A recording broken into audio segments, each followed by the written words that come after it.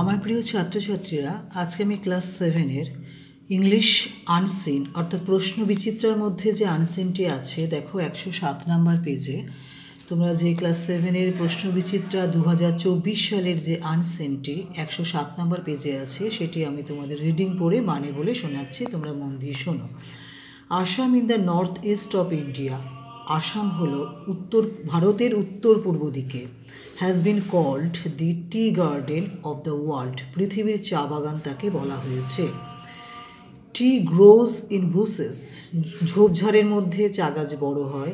In a tea estate, মানে যে টি গাছগুলো যেখানে আছে সেখানে there are thousands and thousand of tea bushes, মানে হাজার হাজার টি ঝোপঝাড় রয়েছে।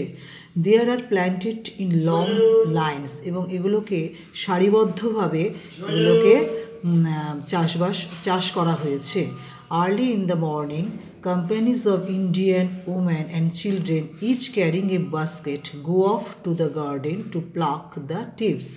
এবং খুবই সকালবেলা, আর্লি ইন দ্য মর্নিং মানে একটু ভোরের দিকে আর কি, কোম্পানির যে সমস্ত মহিলারা বাচ্চারা কাজ করে তারা কি করে, একটি ঝুড়ি কাঁধে নেয়, নিয়ে বাগানে চলে গিয়ে তারা সেই পাতাগুলো তোলে।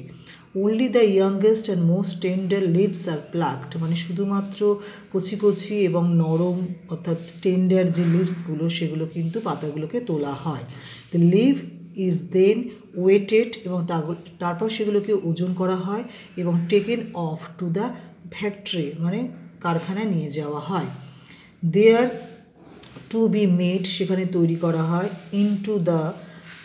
Into the as you know it, এবং যখন যেরকম আমরা জানি ঠিক সেইভাবে তাদেরকে তৈরি করা হয়, অর্থাৎ সেগুলোকে প্যাকেটিং করা হয়, বাজারে বিক্রির জন্য রেডি করা হয়। Thank you for watching this video. যদি ভিডিওটি উপকারে আসে তাহলে লাইক, শেয়ার, কমেন্ট, সাবস্ক্রাইব করতে ভুলো না।